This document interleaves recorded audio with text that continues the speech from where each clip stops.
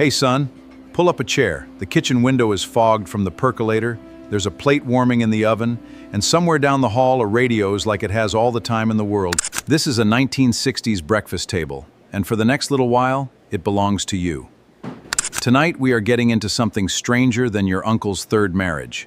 The breakfasts America used to eat on purpose.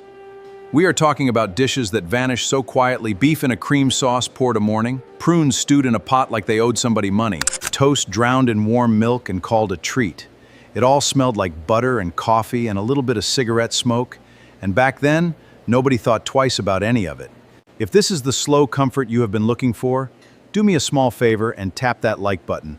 Subscribe if you want more mornings like this one, and leave a comment telling me what your own family ate before the cereal box took over the world.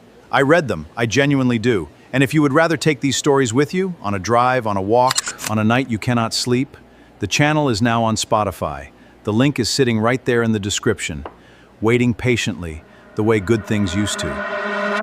Now, have you ever wondered what a Tuesday morning tasted like in 1964?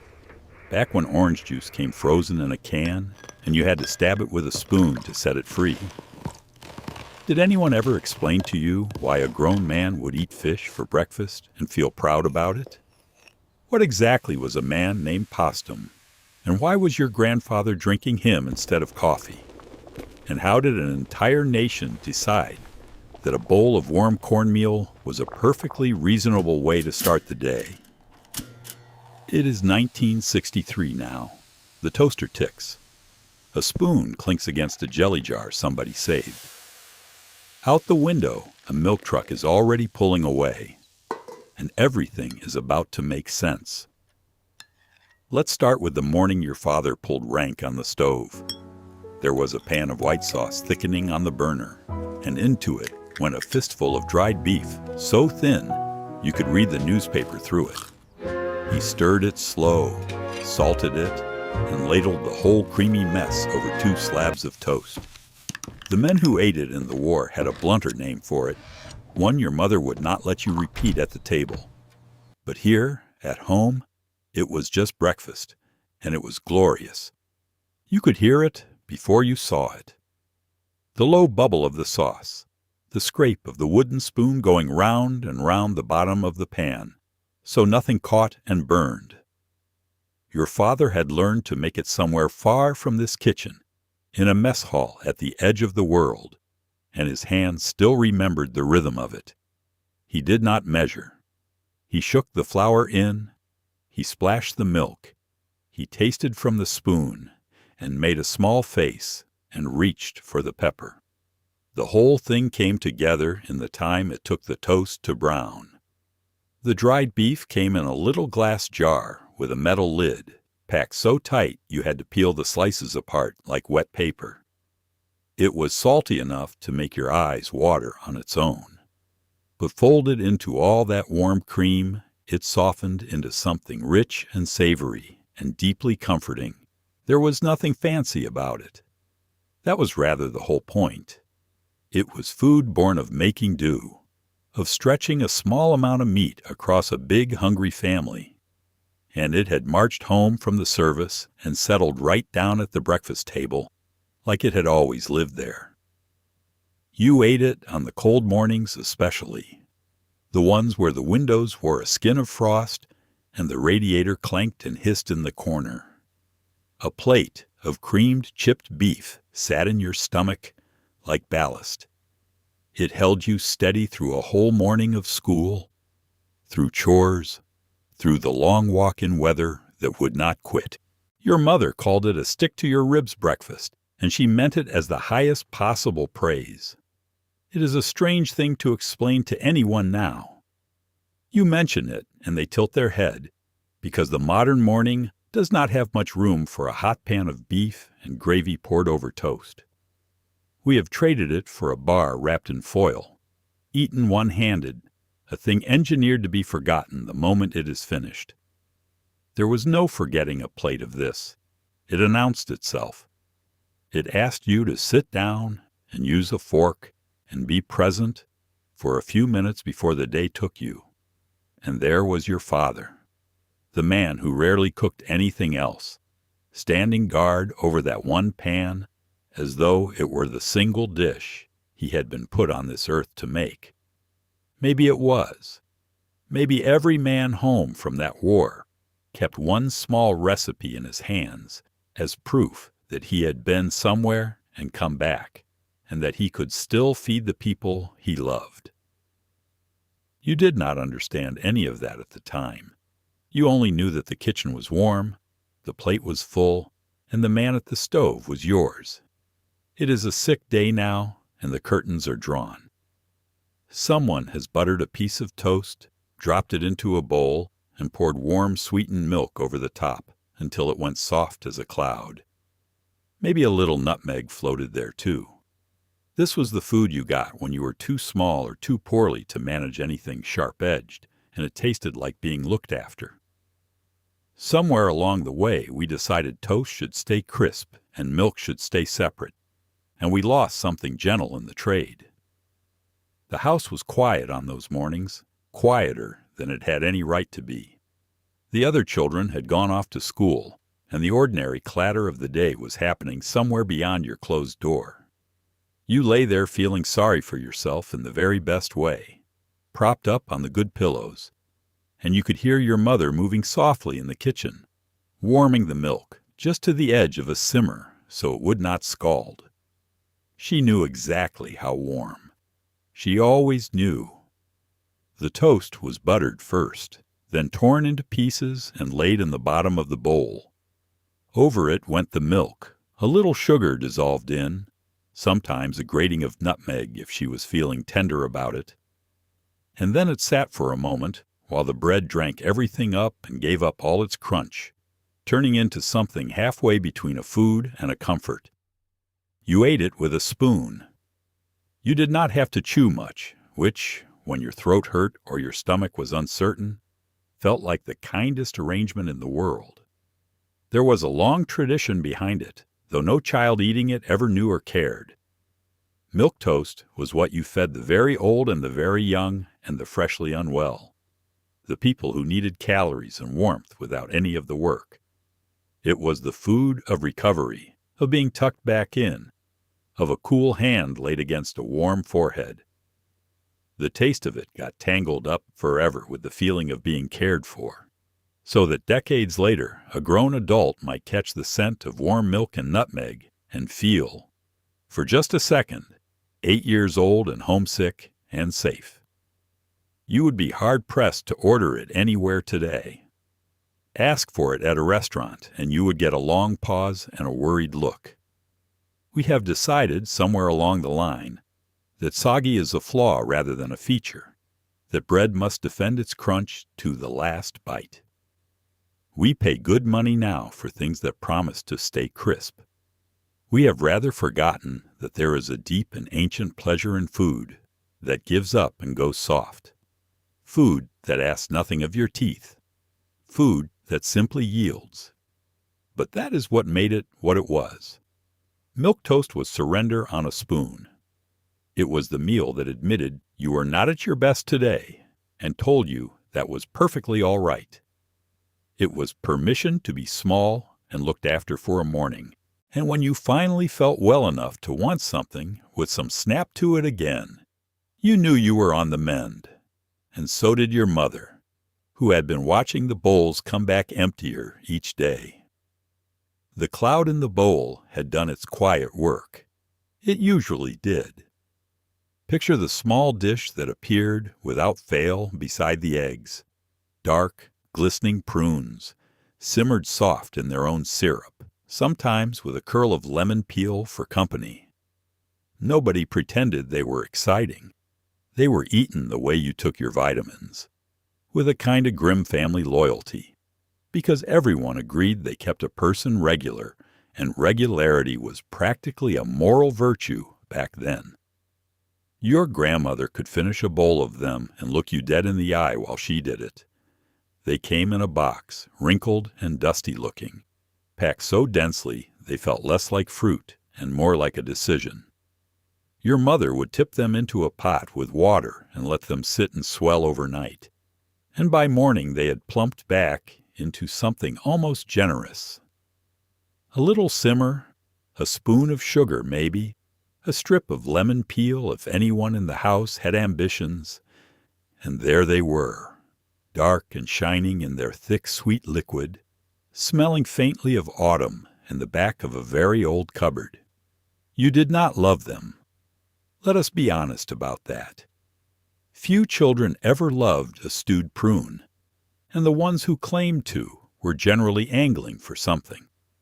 But you ate them because they appeared on the table with the quiet authority of something that was good for you.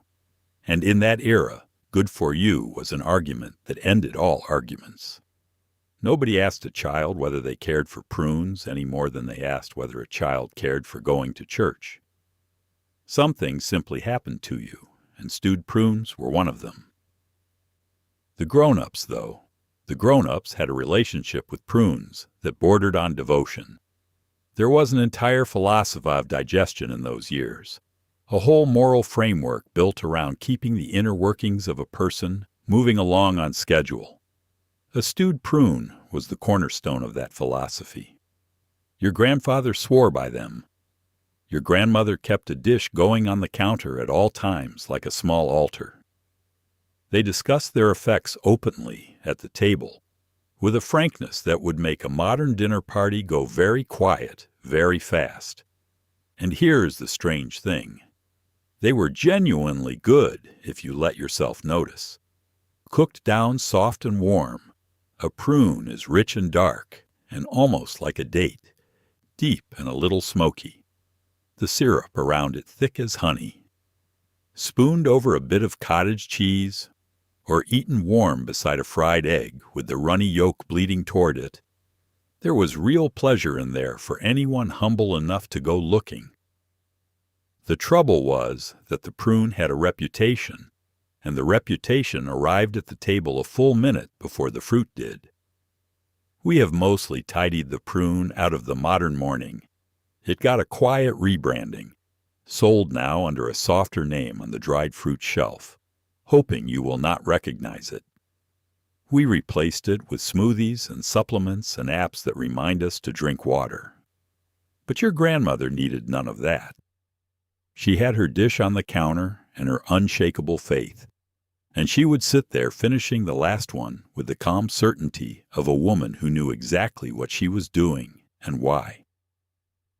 There was a wisdom in it, really. She was simply taking care of herself out loud, without an ounce of embarrassment, the way people used to. It is a special morning, and the good spoons are out.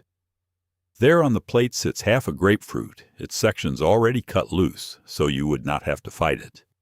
A single bright maraschino cherry resting in the middle like a tiny ornament. On fancier days, your mother slid it under the broiler with a sprinkle of brown sugar until the top went bubbly and warm. It felt sophisticated. It felt like the kind of thing they served on an ocean liner, even if you had never been farther than 2 towns over. The grapefruit itself was an event before you ever tasted it. Someone had taken a small curved knife, the one that lived in the drawer specifically for this and almost nothing else, and run it carefully around every section, freeing the fruit from its bitter white walls so that each bite came up clean on the spoon. That alone told you the morning was different. Ordinary days did not get that kind of attention. Ordinary days, you ate cereal standing up. This was a morning someone had decided to make nice. There was a special spoon, too, you understood. A grapefruit spoon. Slim, with a little jagged edge at the tip meant for scooping. Half the households in America owned one and used it perhaps 4 times a year. It lived in the silverware tray its whole life, waiting for a grapefruit worthy of the occasion. When it came out, you knew. Easter maybe, or a birthday, or a Sunday when the relatives were expected, and the house had been cleaned within an inch of its life. And then, on the very best mornings, came the broiler. A scatter of brown sugar across the top, a knob of butter maybe, and a few minutes under the flame until the sugar melted and caught and turned to a thin, warm caramel sitting right on the warm fruit. The contrast of it was the whole joy. Hot and bubbling on top, cool and sharp and tart underneath, sweet giving way to sour with every spoonful. It was, when you stopped to think about it, a genuinely clever little dish, dressed up just enough to feel like a treat and healthy enough that nobody had to feel a thing about it. The cherry on top was pure theater, and everybody knew it. That single maraschino, impossibly red, sitting in the dimple at the center, served no purpose but to announce that effort had been made. It was the bow on the package. You ate it first, always, before anything else, the way you would. There was a whole grammar to the way food was presented then, a sense that a plate should look like someone cared, and the cherry was the punctuation mark at the end of the sentence. You do not see it much anymore, the broiled grapefruit half. It belongs to a vanished idea of breakfast, one where the meal could be a small performance, where a piece of fruit could be coaxed into feeling special, with nothing more than sugar and flame, and a spoon kept just for the occasion.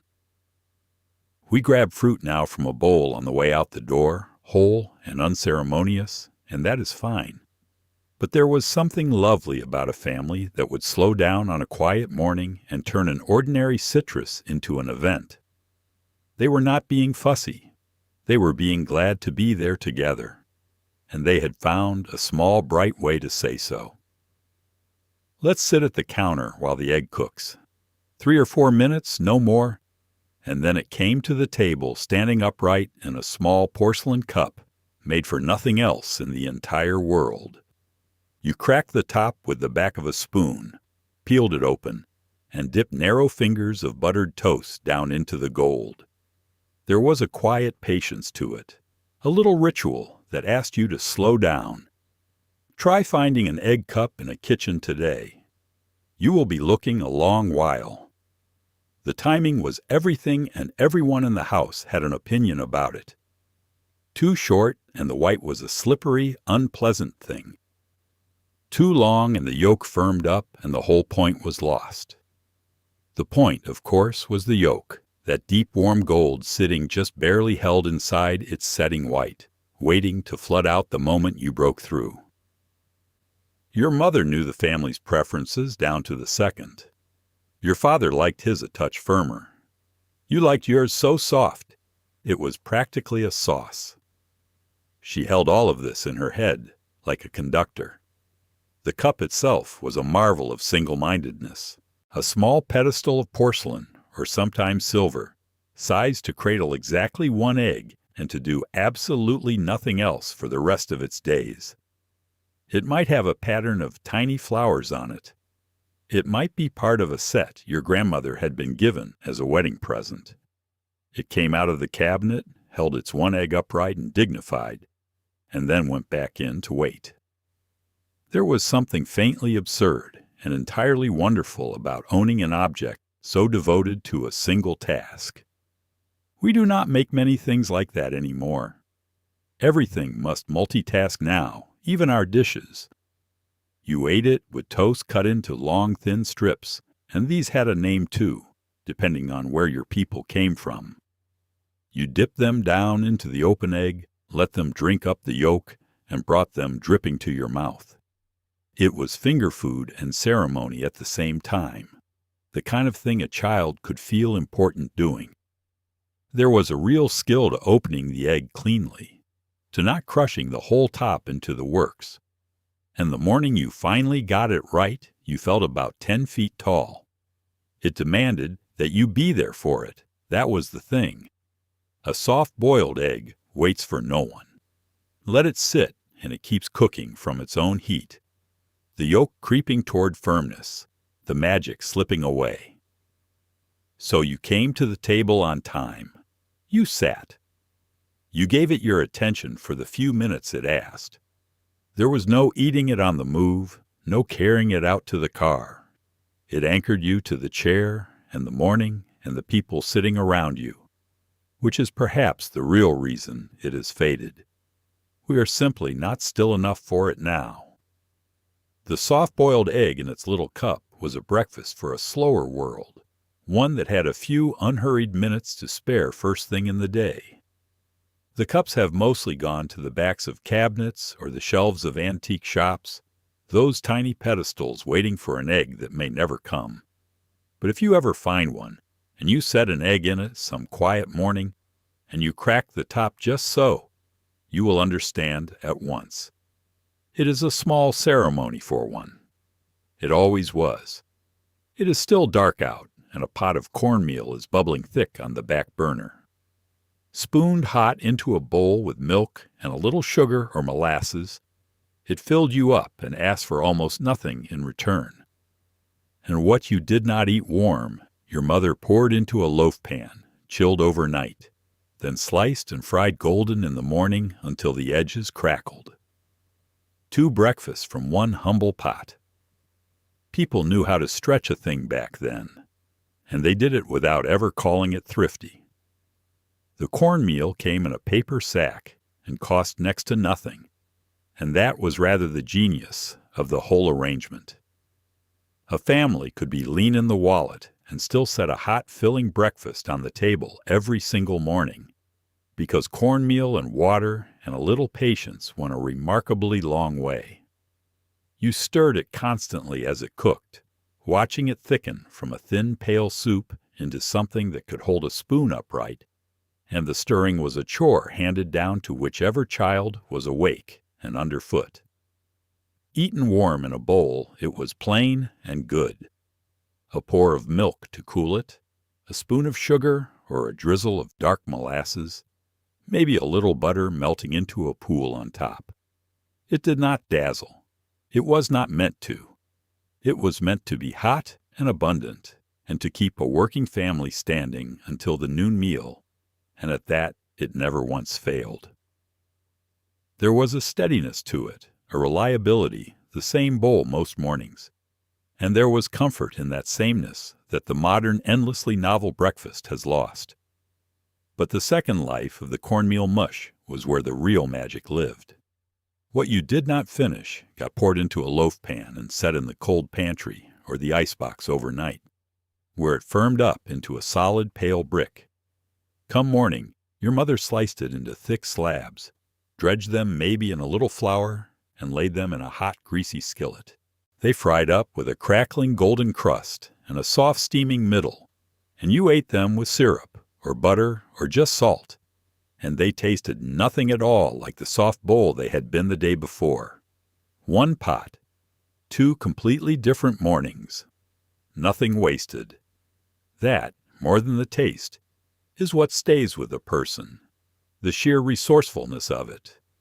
There was a whole philosophy living in that loaf pan of leftover mush, a way of looking at food that treated every last bit as something owed your respect.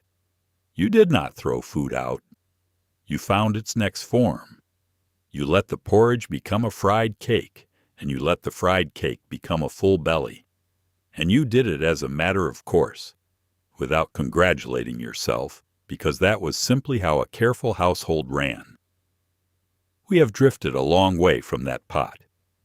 We scrape plates into the bin without a second thought and call it normal, and a sack of cornmeal in the pantry has become a curiosity rather than a cornerstone. But for the families who lived on it, that bubbling pot on the back burner was a small daily act of providing, of making enough out of not much, of sending everyone out the door fed. There is a quiet kind of love in that, the kind that does not announce itself, the kind that simply gets up early and stirs the pot. Let's head to a Pennsylvania kitchen where the skillet is already hot. Scrapple was pork, cornmeal, and a long, honest list of the parts of the pig that other dishes politely ignored, all pressed into a loaf and sliced thin. You fried it crisp on the outside, soft in the middle, and ate it with syrup or ketchup or a fried egg sliding off the top. It was not delicate, and it never pretended to be. It was the kind of food that built barns and raised families and never once apologized for itself. It came from people who could not afford to waste a single ounce of an animal and who turned that necessity into something they were genuinely proud of. When the pig was butchered, the choice cuts went one way, and everything else, the scraps, the bits, with no glamour to them, went into a pot to simmer down with cornmeal and sage and pepper and a generous helping of stubbornness. The whole business was poured into pans to set, and what came out was scrapple, a loaf of pure thrift, dense and gray and waiting for a hot pan. The frying was where it earned your love. You cut it thin, because thin slices got the most crust, and you laid them in a skillet hot enough to mean business. And then, crucially, you left them alone. This was the hardest part for an impatient stomach. You did not poke at it. You did not flip it early. You let it sit until the bottom formed a deep brown crackling crust, and only then did you turn it, and only once, and you let the other side do the same. The inside stayed soft and savory, while the outside went crisp as anything. And that contrast was the entire reward. How you topped it told everyone exactly where you came from. Some swore by maple syrup, letting the sweet run into the salty pork. Some reached for ketchup with equal conviction. Some laid a fried egg over the top and let the yolk do the talking. These were not casual preferences.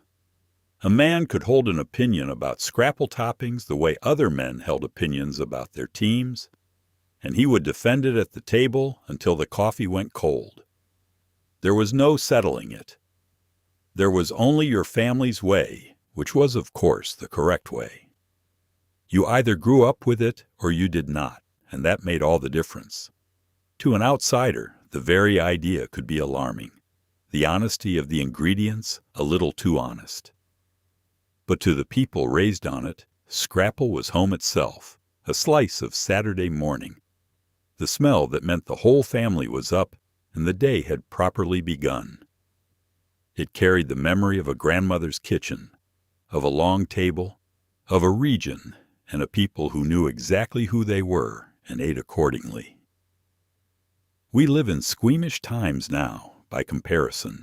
We like our food to keep its secrets, to arrive at the table having quietly disguised wherever it came from. Scrapple does no such thing.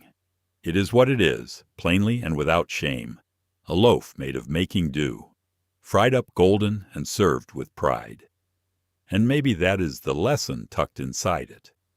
There was a generation that wasted nothing, that found a way to make even the humblest scraps into something worth getting up early for, and that handed it down the table to you as if it were treasure. Because to them it was. It is the morning after a holiday, and there are leftover eggs to use up. So they were chopped and folded into a soft white sauce, peppered well, and spooned steaming over toast until the bread went tender underneath. It was creamed chipped beef's quieter cousin, gentler, cheaper, every bit as satisfying. A working family could feed everyone at the table on a few eggs and a cup of milk and call it a proper hot breakfast, because that is exactly what it was. The trick was always in the sauce. Butter melted in a pan, flour stirred in to make a paste, and then milk added slowly, whisked the whole time so it never went lumpy, until it thickened into something smooth and pale and comforting. Salt, a good amount of black pepper, and that was the whole foundation. Into it went the chopped hard-boiled eggs, the whites and the crumbly yolks both, folded through gently so they warmed without falling apart. The smell of it was milk and butter and pepper, plain and homey. The smell of a kitchen making a lot out of a little. It was the kind of dish that came from looking in the icebox and taking stock.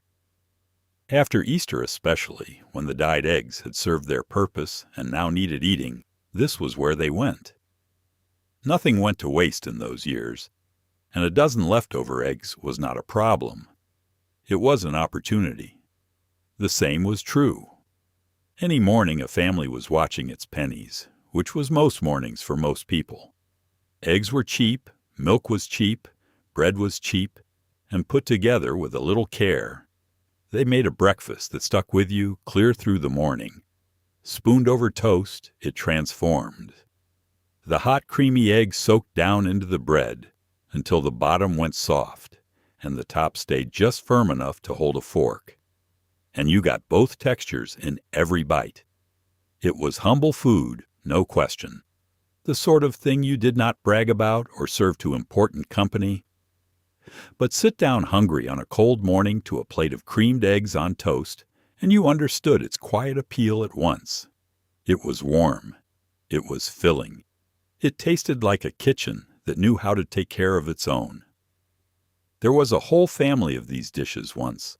The creamed something on toast, and they shared a common spirit. Take a little protein, surround it with a milk gravy, pour it over bread, and feed a household for almost nothing. Creamed chipped beef was the famous one, the one that came home from the war. But creamed eggs was the everyday version, the one that did not need a special trip to the store, the one built entirely from what was already on hand. It asked for no shopping list. It asked only that you not let good eggs go to waste, which struck everyone as plain common sense. You will not find it on many menus today, and that is rather a shame.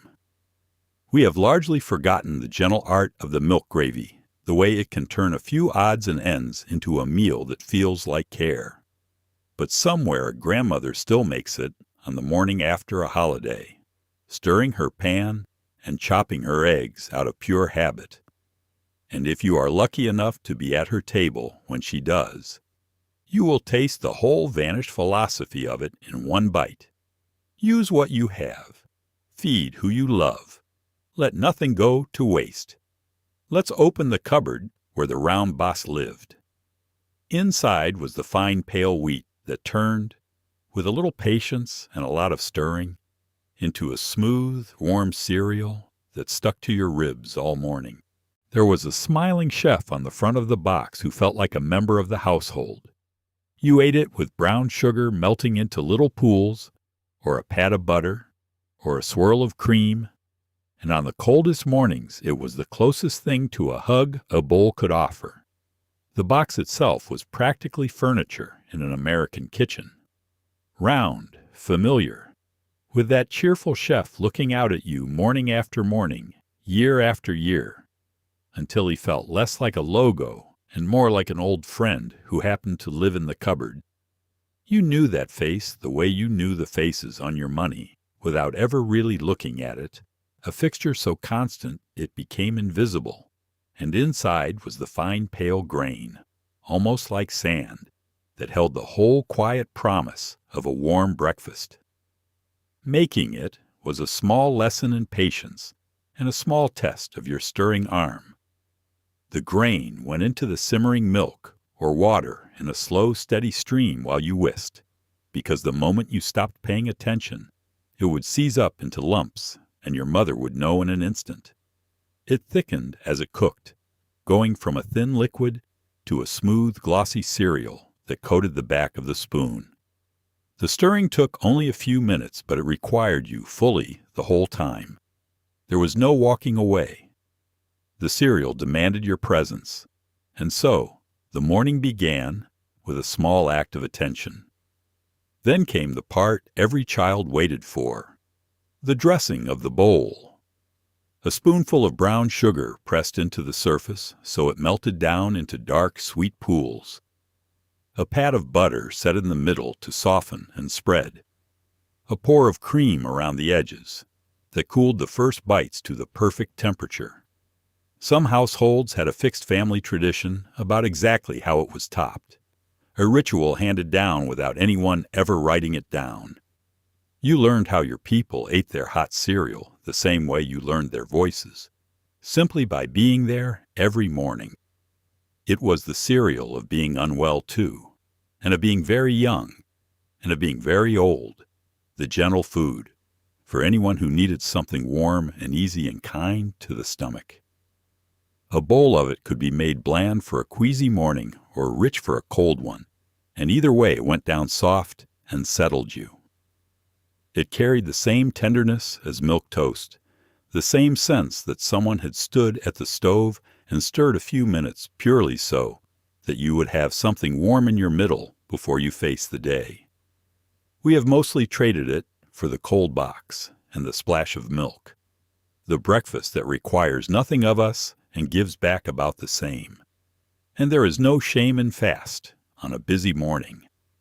But there was a quiet richness to the old way, to the steam rising off a bowl of hot cereal, to the few minutes of stirring, to the brown sugar melting into its little dark pools. The friendly chef is still on the box, still smiling, still waiting in the cupboard. He has all the patience in the world. He always did.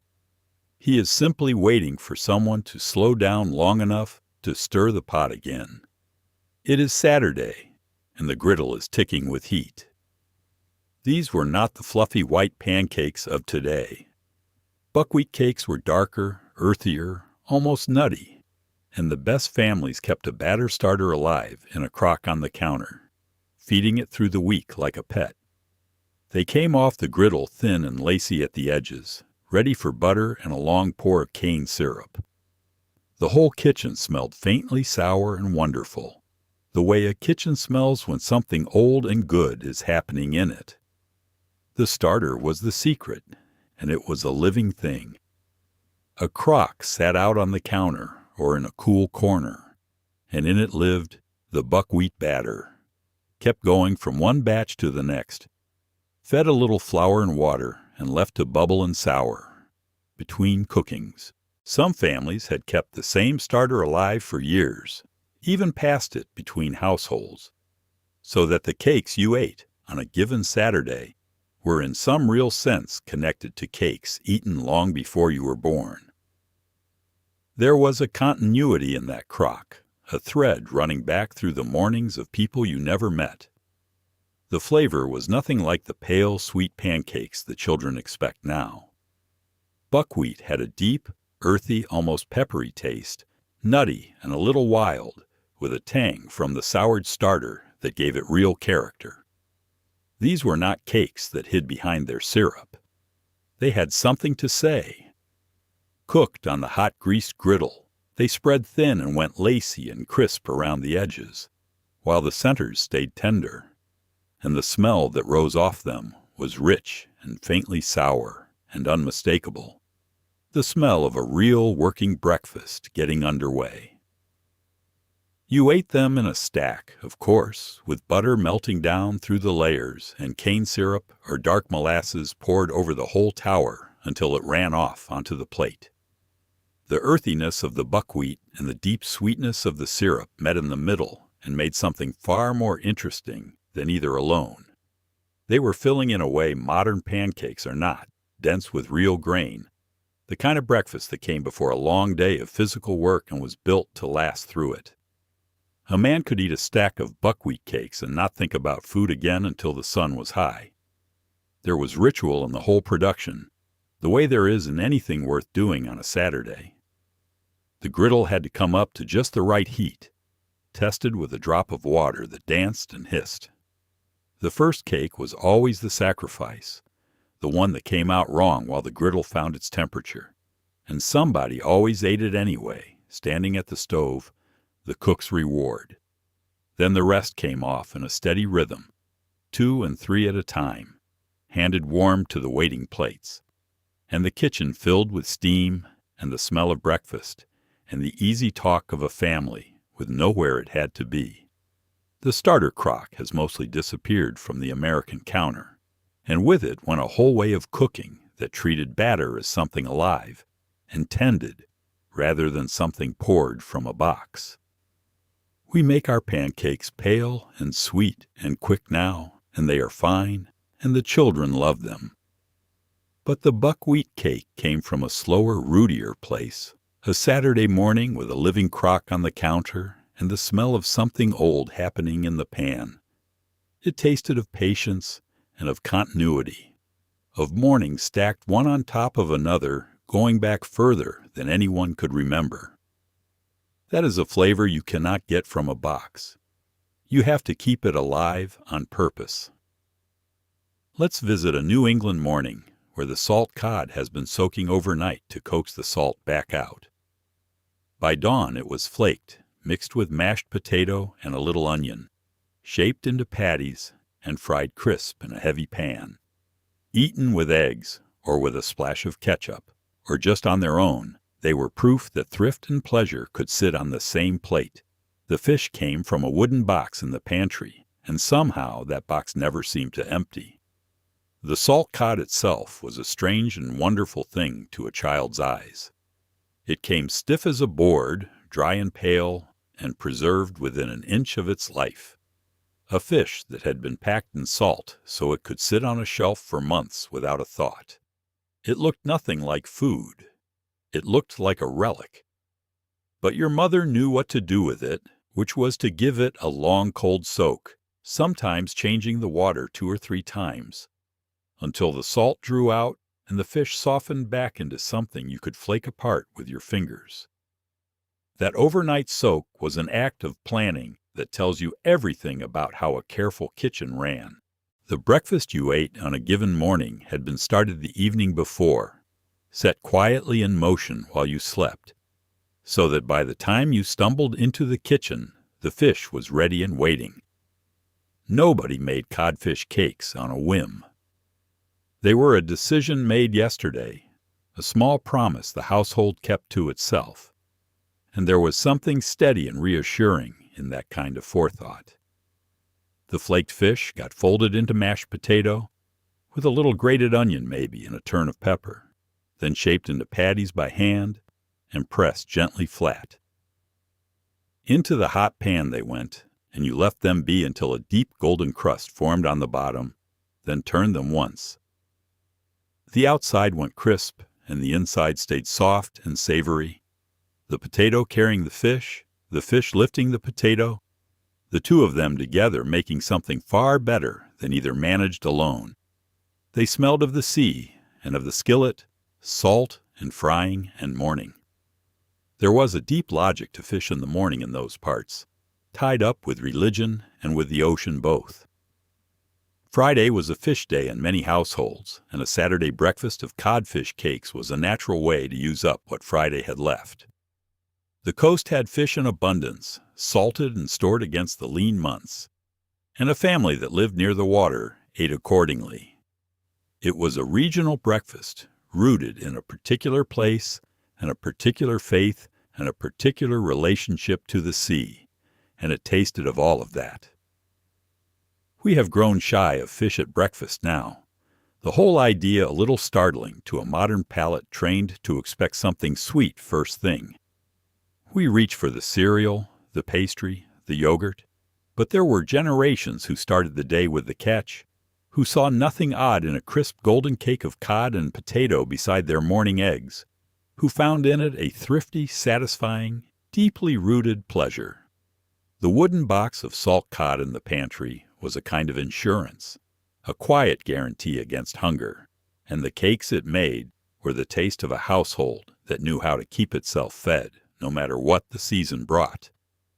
It is an ordinary weekday, and there is no special occasion, which was rather the point. Buttered toast, a heavy snow of cinnamon and sugar, and a minute under the broiler until the top went to glassy caramel. That was the entire recipe, and yet it felt like a small kindness, something a mother did with her own hands while you sat swinging your legs at the table. The package versions came later and never quite matched it. They never could. They left out the part where someone made it for you. It began with the toast, of course, browned just so, and then the butter, spread, while the bread was still hot enough to melt it down, into every pore. That was the foundation, and skimping on it was a kind of betrayal.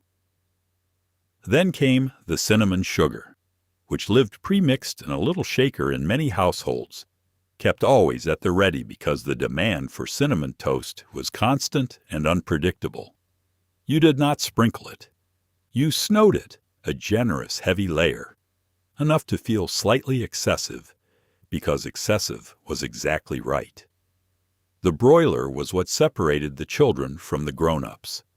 You could eat it as is, the sugar sitting dry on the melted butter, and that was perfectly good. But slide it under the flame for just a minute.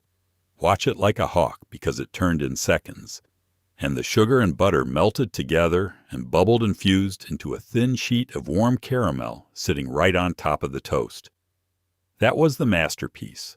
The top went almost glassy with a faint crackle when you bit through, and underneath the bread stayed soft, hot, sweet, a little crisp, a little tender. 3 minutes of work for something close to perfect. What made it matter, though, was who made it and why. Cinnamon toast was the afternoon snack, the after-school welcome, the thing handed to you when you came in cold from playing and needed a little something to tide you to supper. It was the small comfort a mother could produce in the time it took to ask about your day. It cost almost nothing and required almost nothing, and that was precisely its quiet genius. Care did not have to be elaborate. Sometimes care was just sugar and cinnamon and a minute of attention. There was no recipe, really, nothing written down. You learned it by watching, and then one day you made it yourself and felt enormously capable. And then someday you made it for someone smaller than you and understood at last what it had been about all along. It passed down the way these small things do, hand to hand, without ceremony, a piece of ordinary kitchen knowledge that nonetheless carried a great deal of love folded into it. Then the box arrived, the cinnamon swirl cereal, the toaster pastry with the painted-on frosting, all the packaged versions that promised the same flavor with none of the work. And the children took to them, naturally, because they were sweet and they were quick. But anyone who grew up with the real thing knew the difference at once. And it was not really about the taste. It was that the homemade version came warm from someone's hands, made just for you in a quiet kitchen, in the 3 minutes it took to show you that you were thought of. The package could copy the cinnamon and the sugar. It could never copy that. Let's pour a glass of the future. Tang was a bright orange powder you stirred into cold water, and for a stretch of years it felt less like a drink and more like a promise. When the astronauts carried it up into orbit, every kid in America suddenly needed it on the table, certain that a glass of it might somehow make them a little more like John Glenn. It was sweet and tangy and, frankly, nothing at all like a real orange, and nobody on earth cared even slightly. It came in a jar, this vivid orange powder, almost glowing. It was so bright, a color no fruit had ever quite achieved on its own. You spooned it into a glass, added cold water, and stirred, and watched it dissolve into a drink the same impossible shade. The taste was sweet and sharp and citrusy in a way that gestured at orange without ever actually getting there. A sort of cheerful chemical approximation that, to a child of the era, tasted exactly like progress was supposed to taste. Because that was the thing about Tang. It arrived tangled up with the space program, and the space program was the most exciting thing happening anywhere. When word got out that the men hurtling around the planet in tin cans were drinking this very powder up there among the stars, it stopped being a beverage and became a connection to something enormous. To drink Tang at your kitchen table was, in some small, thrilling way, to participate in the future. You were doing what the astronauts did. You were a tiny part of the great adventure. The marketing understood this perfectly and wrote it for all it was worth, and the parents went right along, because what could be more wholesome than the drink of American heroes? It got poured into glasses across the country every morning, and nobody fretted that it bore no resemblance to fruit, that it was sugar and powder and color and the faint flavor of an idea. It was modern. It was scientific. It was convenient. No peeling, no squeezing, no waste. Just powder and water and the future in a glass. In an age that trusted progress completely, that was recommendation enough. There is something almost touching about that trust now, looking back. It was a moment when the artificial and the modern seemed unambiguously better than the old, slow, natural way. When a powder could feel superior to an actual orange simply because it was new and clever and associated with rockets. The whole culture leaned forward into tomorrow, certain it would be brighter, and Tang was tomorrow you could drink. The kids believed it body and soul. Most of the grown-ups did too.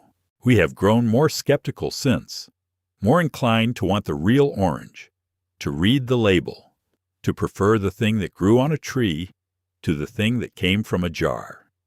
And maybe that is wisdom.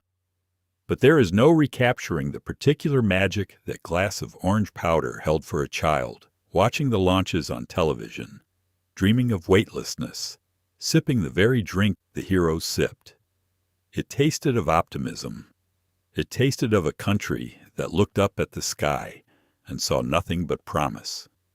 That flavor is gone now, and it was never really about the orange anyway. It is 1964, and the world is speeding up. Suddenly, there was a powder you tore from a paper envelope, shook into a glass of milk, and drank standing at the counter with your car keys already in your hand. Chocolate, vanilla, strawberry. It promised everything a real breakfast had, minus the pan, the plate, and the time. It was the first quiet sign that mornings were about to get faster, and that someday we might stop sitting down for them altogether. The envelope was the whole story, really. A single serving sealed in paper, torn open and tipped into a glass of milk, stirred or shaken until the powder vanished, and left behind something that tasted like a milkshake but came dressed as nutrition. It promised, right there on the box, all the goodness of a full breakfast, the vitamins and the protein and the energy with none of the effort. You did not cook it. You did not even really make it. You assembled it in under a minute, and you drank it on your feet. And that was the point, and that was the warning, both at once. The country was moving faster now. The leisurely sit-down breakfast, the one with the pan and the plate, and the family gathered round, was beginning to feel like a luxury that the morning could not always afford. People had places to be earlier and faster, and a breakfast you could drink standing up, on the way out the door, fit the new pace perfectly. It was honest about what it was. It was breakfast for people who no longer had time for breakfast. The flavors were aimed squarely at making it pleasant rather than dutiful. Chocolate especially, which tasted enough like a treat that a child would happily drink it, and a busy adult could pretend it was indulgent rather than merely efficient. It went down easy and cold and sweet, and it sat in your stomach well enough to get you to lunch, and it asked nothing of you but a glass and a spoon and 60 seconds. For a household where everyone was suddenly rushing in different directions, it was a small miracle of convenience. But you can see in it, looking back, the shape of things to come. This was an early step on a long road.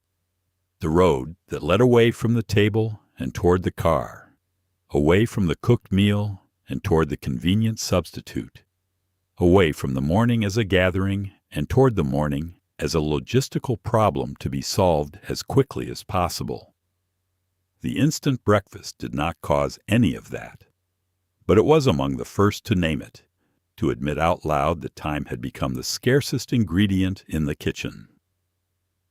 We live at the far end of that road now, with our bars and our drinks and our breakfasts engineered to be consumed with one hand on the wheel. And there is no use being precious about it, because the rushing is real and the convenience is genuinely useful. But it is worth pausing over that torn paper envelope, that glass of chocolate milk drunk, standing at the counter with the keys already in hand, and recognizing it for the quiet turning point it was. The family was beginning to scatter from the breakfast table. Nobody announced it.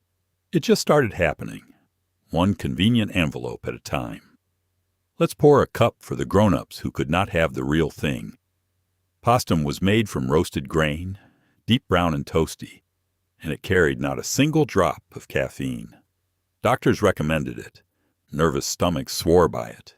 Children were sometimes handed a watered-down cup so they could feel grown at the table without anyone losing sleep over it. It tasted a little like coffee, the way a photograph tastes a little like the meal. But it warmed your hands just the same, and that counted for plenty. It came as a powder made from roasted wheat and bran and a little molasses, and you stirred it into hot water and got something dark and toasty and vaguely coffee-shaped. It was not coffee. It never claimed in your heart to be coffee. But it was warm and brown and bitter-sweet, and it filled the cup and the hand and the morning ritual in coffee's place for all the people who, for one reason or another, had been told to put the real thing down. And there were a great many such people, in an age that took its health advice seriously and somewhat anxiously. The doctor said your heart or your nerves or your stomach could not take the coffee, and so you switched to pastum and you did not complain, because the doctor had spoken and that was that. Whole households drank it, the grown-ups who had to, and sometimes the ones who simply preferred it, gathered around the same pot of grain beverage with the same morning solemnity they would have given the real thing. The children loved being included, which was perhaps the sweetest part. A cup of pastum, watered down and softened with milk and a little sugar, was a drink a child could be given that felt grown up and serious. A seat at the adult table, without anyone worrying it would keep them wired until midnight. You wrapped your small hands around the warm cup and sipped your toasty grain drink and felt, for a few minutes, like one of the big people, part of the morning council, trusted with a hot beverage of your very own. It belonged to a particular way of thinking about the body, careful and a little fearful, ready to give things up at the first stern word from a man in a white coat. Caffeine was regarded with real suspicion in many quarters, blamed for jangled nerves and sleepless nights and weak hearts, and pastum was the dutiful answer, the responsible choice, the warm cup you could drink with a clear conscience. There was a faint virtue in it, a sense of doing the sensible thing that the people who drank it seemed quietly to enjoy. It has nearly vanished now, that toasty grain cup crowded off the shelf by a world that decided coffee was fine after all, and then decided it was practically a health food and then built entire shops on every corner devoted to it. The idea of giving up coffee for a roasted wheat substitute strikes the modern morning as faintly absurd. But there was a gentleness to it, a kind of careful self-tending, a generation wrapping its hands around a warm cup that would not do it any harm. They were looking after themselves the best they knew how, sip by toasty sip, and there is something rather sweet in that. It is a cold morning, and there is a tin, with a screw-top lid in the cupboard. Spooned into hot milk and stirred until it surrendered, Ovaltine turned an ordinary mug into something malty and rich and faintly chocolate. It was sold as the thing that would build strong children, and parents believed it the way they believed in vitamins and fresh air. You drank it down to the gritty sweet bottom, then tipped the mug back to get the last of it, because the last of it was always the best part. The tin itself was a familiar shape in the cupboard, with its screw-top lid that you learned to work with both hands when you were small. Inside was the powder, malty, and faintly chocolate brown, smelling of something between cocoa and a bakery. You spooned it into hot milk, and here was the first small challenge of the morning, because Ovaltine did not surrender easily. It wanted to clump and float and resist the spoon, and you had to stir with real conviction to coax it fully into the milk, chasing the last stubborn lumps around the bottom of the mug. When it finally gave in, the reward was a warm mug of something rich and malty and just barely chocolate, sweet without being cloying, with a depth to it that plain cocoa never had. The malt was the secret, that toasty grain note running underneath the sweetness. making it taste somehow more substantial than a simple hot chocolate, more like a small meal in a cup. On a cold morning, hands wrapped around the warm mug, it was pure comfort, the kind of drink that seemed to warm you from the inside out. The selling of it was all about strength and health, and the parents bought in completely. Ovaltine was going to build strong bodies, fortify growing children, deliver vitamins and minerals in a form a kid would actually drink without a fight. And that last part was no small thing. A parent could feel they were doing right by their child, dosing them with goodness, while the child simply thought they were getting a treat. Everyone went away satisfied. The marketing had threaded a needle that every parent recognizes, making the good-for-you thing also the wanted thing. The best part, every child agreed, was the bottom of the mug, because Ovaltine never fully dissolved no matter how hard you stirred. There was always a sweet, gritty sludge waiting at the very bottom, a concentrated dose of malty sugar that you got to only at the end. So you drank down the warm milk and then tipped the mug back, higher and higher, chasing that last sweet residue, scraping it with your tongue, unwilling to leave a grain of it behind. It was the prize at the end, the reason you never quite finished too fast.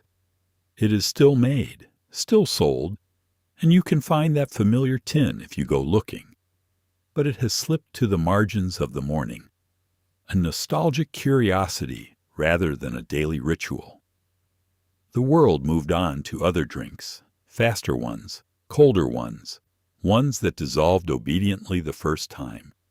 But there are people who cannot smell that particular malty sweetness without being returned instantly to a cold kitchen and a warm mug and the small determined work of stirring out the lumps.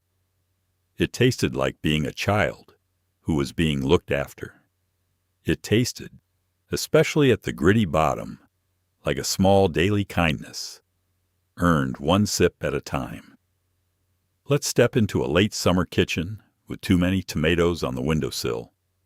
Thick slices went into a hot buttered skillet, browned on each side, sometimes dusted with a little flour and pepper, then laid over toast with the pan juices poured right on top. Green ones, ripe ones, it hardly mattered. It was a breakfast built entirely out of what the backyard could spare, and it tasted like the particular kind of abundance that only a vegetable garden in August can give you. By the end of summer, the garden had simply given up all restraint, and the tomatoes came faster than anyone could eat them.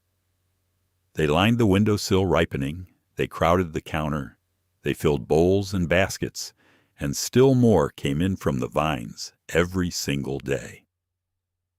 A family with a garden in late August faced a happy crisis, too much of a good thing, and the kitchen rose to meet it with every tomato dish anyone could think of. Fried tomatoes on toast was one of the simplest and the best. You cut them thick, in good, solid slices, the firm ripe ones or the still green ones that had not quite turned. Into a hot skillet with butter they went, and you let them sit until the bottom browned and caramelized, then turned them carefully, because a ripe tomato grows tender and wants to fall apart. Some cooks dredged them first in a little seasoned flour, which gave them a light crust and helped them hold together, and a good grind of pepper went over the top. The smell was butter and tomato and a faint sweet char, the smell of summer being put to use. Laid over a piece of toast, with the buttery pan juices spooned right over the whole thing, so the bread drank them up, it was a breakfast of pure garden abundance. The tomato went soft and jammy and sweet tart, the toast soaked up the juices and went tender, and the whole plate tasted intensely of high summer. There was nothing in it that had to be bought. The tomatoes were free, more or less, grown out back in the dirt, and the dish was the garden's own bounty handed straight to the table, with the least possible fuss in between. That was the deep pleasure of it, beyond the taste, the feeling of eating directly from your own ground. A family that gardened had a relationship with the seasons that the modern grocery store has largely erased. You ate tomatoes in August because in August there were tomatoes, more than you could manage, and you ate them at every meal including breakfast, and then in a few weeks they were gone for the year, and you would not taste a real one until next summer. The dish was tied to its moment. It could not be had in February. It tasted of a particular few weeks and no others. We have arranged things now so that every tomato is available every month, pale and firm and shipped from somewhere warm. And there is convenience in that and a quiet loss in it, too. The fried tomato on toast belonged to a time when the breakfast plate answered to the garden and the season, when abundance was something you raced to use up before it spoiled, when August meant tomatoes the way December meant cold. It tasted like a backyard doing its work, like a family living close to its own dirt, like the brief, generous overflow of a good summer. You cannot ship that. It only grows where you stand. It is a morning in the South, and a slab of salty country ham is sizzling in the pan. When it came out, the cook poured a little black coffee straight into the hot drippings, scraped up everything stuck to the bottom, and let it bubble into a thin, sharp gravy you spooned over the ham and the grits and anything else within reach. They called it red-eye, and it woke you up twice, once with the salt and once with the coffee. Nobody measured a thing. Nobody needed to. The country ham was the foundation, and it was a serious piece of meat, cured and salted and aged until it was dense and deeply flavored and salty enough to make a less determined eater wince. A slab of it went into a hot skillet and rendered out its fat and its flavor, sizzling and spitting, filling the kitchen with a smell that was pure pork and salt and morning. You cooked it through, browned it on both sides, and lifted it out to rest. And that was when the real alchemy began. In the pan it left behind, because in the bottom of that skillet sat all the rendered fat and the browned bits and the concentrated salty essence of the ham, and a Southern cook was not about to let that go to waste. So in went a splash of black coffee, poured straight into the hot drippings, where it hissed and sputtered and lifted all those stuck brown bits up off the bottom of the pan. You scraped and stirred and let it bubble, and in a minute you had red-eye gravy, thin and dark and sharp, salty from the ham and bitter from the coffee, a gravy with a genuine edge to it. Where the name came from, nobody could quite agree, though everyone had a theory. Something about the dark coffee circle in the middle of the gravy, or about the bleary-eyed mornings it was made on. It hardly mattered. What mattered was that you spooned it over everything, over the ham itself, over a pile of grits, over a split biscuit, over whatever was on the plate, and it tied the whole breakfast together with its salt and its bitterness and its kick. It was not a smooth, creamy gravy. It was thin and assertive and a little rough, and that was exactly right. There was no recipe to it, no measuring, no list. You learned it standing next to someone who already knew, watching them pour in the coffee by eye and judge the gravy by look and smell. And then one day, you did it yourself, by feel. It was kitchen knowledge passed down hand to hand, regional and rooted, the kind of thing that lived in the doing rather than in any book. A Southern cook could make red-eye gravy in their sleep, and many practically did, on early mornings before the sun was properly up. It belongs to a particular place and a particular people, this breakfast of salty ham and coffee gravy, and it carries all of that in every bite. It is not refined, and it does not want to be. It is bold and salty and bitter and entirely without apology. A breakfast built for people who worked hard and needed something with backbone to start the day. We have softened our mornings considerably since, gone gentler and sweeter and milder. But somewhere a cast-iron skillet is sizzling with country ham this very morning, and somebody is reaching for the coffee pot to deglaze it, doing exactly what their grandmother did, measuring nothing, knowing everything. Let's stay in that same warm kitchen a little longer. The sausage came out of the pan. The flour went in to soak up the fat.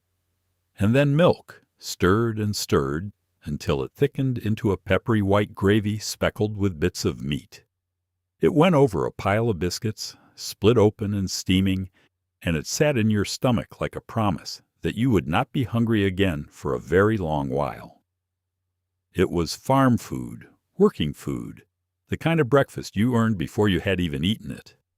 It started with the sausage, browned and crumbled in a heavy skillet, until it gave up its fat and its flavor and went crisp at the edges. You took the meat out or pushed it aside, but you kept every drop of that fat, because the fat was the whole beginning of the gravy. Into it went a scatter of flour, stirred through until it cooked and bubbled and soaked up all the grease into a thick paste. And that paste was the foundation that would carry everything else. Then came the milk, poured in slowly while you stirred without stopping. And this was the part that took patience and a steady arm. The gravy thickened as it cooked, going from a thin, loose liquid to something rich and creamy that coated the spoon, and you had to keep it moving the whole time so it would not catch or scorch on the bottom. Black pepper went in generously, a great deal of it, because sawmill gravy without a real bite of pepper was hardly worth making. And then the crumbled sausage got folded back through so every spoonful had bits of meat in it. The biscuits were the bed it all lay on, and they had to be right, tender and flaky and fresh from the oven, split open while still hot so the steam rose off the soft insides. You laid the open biscuits on the plate and ladled the hot peppery gravy over the top, generously, drowning them, until the gravy ran down into every crevice and the biscuit beneath went soft where it soaked. Then you ate it with a fork, the gravy and the biscuit and the sausage all together, and it was as filling and satisfying a breakfast as a kitchen could produce. It was built for work. That was the thing to understand about it. This was the breakfast of farms and hard physical labor, of people who would spend the whole morning in the fields or the barn and needed fuel that would last. It was cheap, made from flour and milk and a little sausage, ingredients any farm kitchen had on hand, and it stretched those few things into a meal that could feed a table of hungry workers and hold them clear through to the noon dinner. The economy of it and the heft of it were both the point. We do not work the way those bodies worked, most of us, and a breakfast that heavy would weigh down a desk-bound modern morning considerably. But there is a reason sawmill gravy and biscuits endured, why it is still beloved and still made, why it shows up on tables and menus across the country. It is the taste of a kitchen feeding its people generously, of making much from little, of sending everyone out the door full and fortified. It came from a hard-working world that needed a hard-working breakfast, and it carried that whole world in its peppery, filling, deeply comforting bite. You did not leave that table hungry. You were not meant to. It is autumn, and there is a bushel basket by the back door. Sliced apples went into a skillet with butter, brown sugar, and a shake of cinnamon, then cooked down soft and glistening until they were somewhere between a side dish and a dessert. They sat on the plate next to the eggs and the ham as if that were the most natural thing in the world, which, for a while, it was. We moved the apples to the pie and the crisp and the lunchbox, and the breakfast plate has felt a little plainer ever since. The bushel basket was the start of it, hauled in from the orchard or bought by the heap when the apples came in cheap and abundant in the fall. You had more apples than you knew what to do with, the same happy problem the summer tomatoes brought, and so the apples found their way into everything, including the breakfast skillet. Sliced up, peels on or off depending on the cook, they went into a hot pan with a good knob of butter and waited for the magic of low heat and patience. In went the brown sugar and a generous shake of cinnamon, and then you let them cook, stirring now and then, while the apples softened and gave up their juice, and that juice met the butter and the brown sugar and cooked down into a glistening syrup. The slices went tender and translucent at the edges, glazed all over in the sweet cinnamon dark liquid, filling the kitchen with a smell that was pure autumn, apples and butter and warm spice. It was a smell that made you hungry before the pan was even off the heat.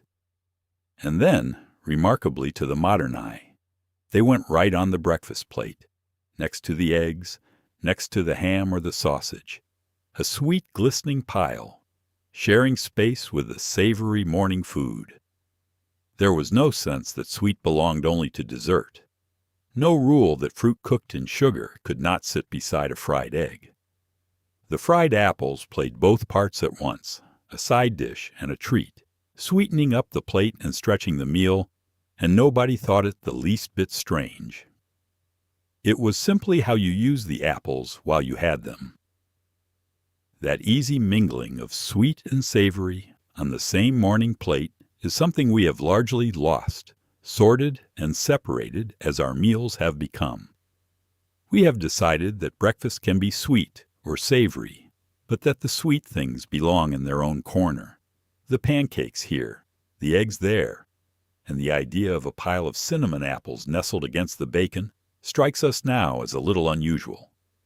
But it was the most natural thing in the world to a kitchen working through a bushel of fall apples, finding a use for the harvest, putting good food to good purpose. The apples got reassigned over time, moved to the pie and the crisp and the cobbler, the lunchbox and the snack. All the places we think apples belong now. And those are fine homes for them. But the breakfast plate gave one of them up in the bargain, and it has been a touch plainer for it ever since, a touch more sensible and a touch less generous.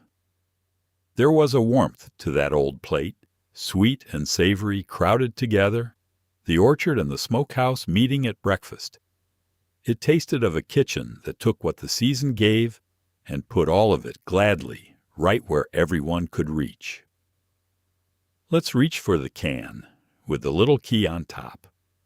Out came a dense brick of corned beef and potato that you pressed flat into a hot, greasy skillet and left alone, against every impatient instinct, until the bottom formed a deep brown crust. You flipped it in pieces, slid an egg on top, and there was breakfast, fast and cheap and oddly beloved. Every family kept a few cans on the shelf for the mornings when the icebox was looking a little thin. It never once let them down. The can itself was a small event, with that little key soldered to the bottom that you peeled off and fitted to the metal tab and wound around and around, rolling back a strip of the lid as you went.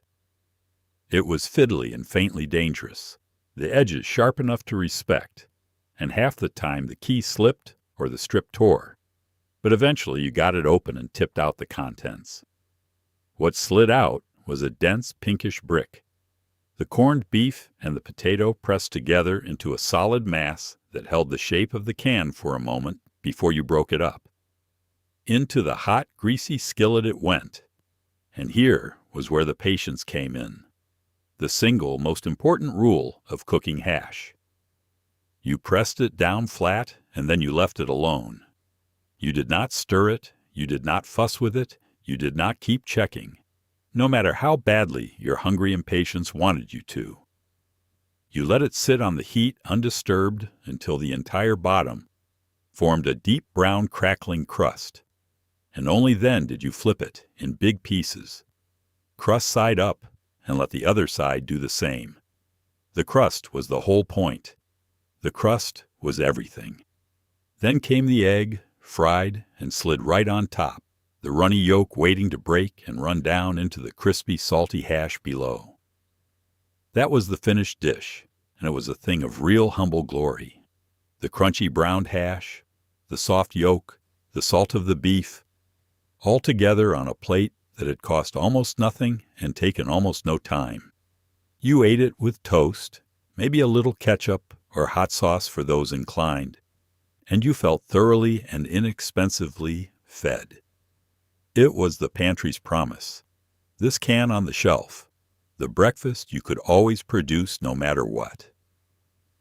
On the mornings when the icebox was bare and payday was still a few days off, when the fresh food had run low and the shopping had not been done, there was always the can of hash waiting. It needed nothing but a pan and a little heat and that crucial patience for the crust. It was insurance against a hungry morning, a small, reliable hedge that every careful household kept stocked, and it came through every single time. There is no shame in the can, whatever the modern foodie might say, and there was real affection for it in the homes that relied on it.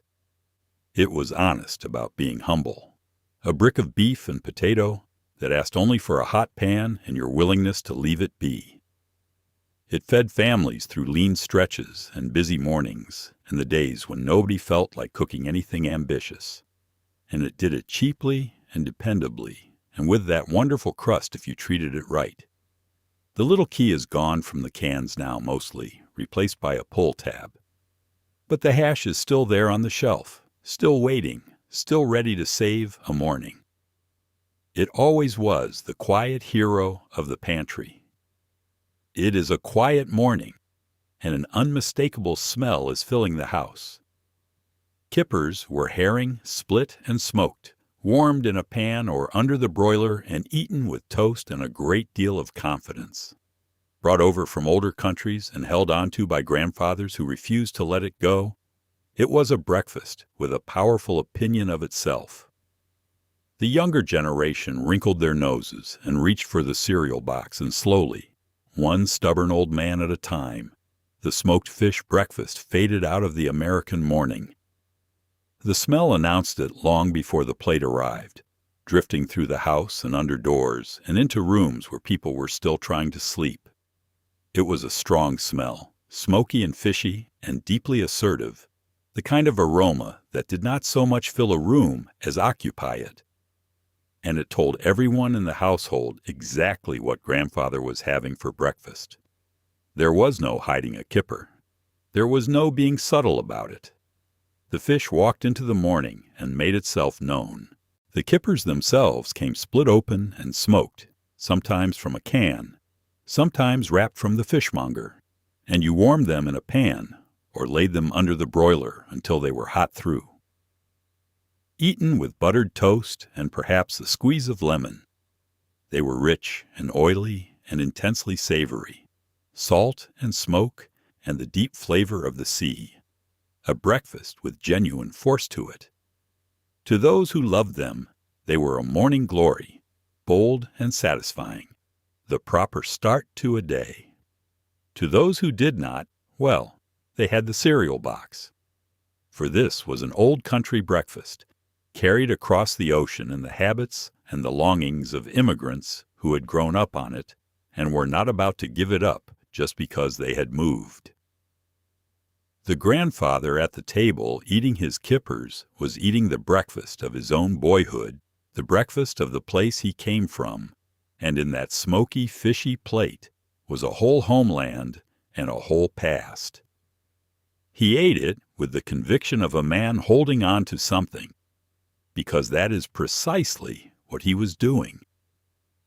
The grandchildren, though, were American now, raised on milder fare, and they wrinkled their noses at the smell and pushed back from the table and reached for the sweet cold cereal that asked nothing of them.